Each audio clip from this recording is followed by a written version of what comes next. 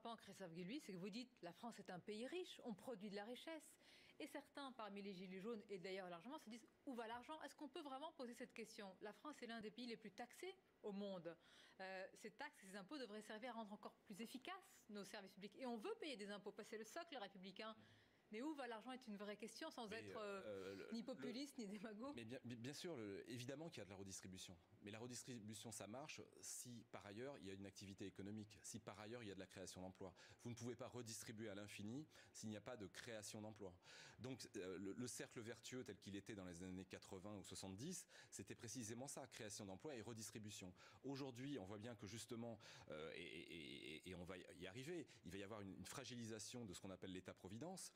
Tout simplement parce qu'on arrive à des niveaux de dette extrêmement importants et que tous ces territoires justement de la France périphérique, des petites villes, des villes moyennes, des zones rurales ont beaucoup vécu d'ailleurs de redistribution, ont beaucoup vécu de création d'emplois publics et c'est ce qui est en train aujourd'hui de s'arrêter.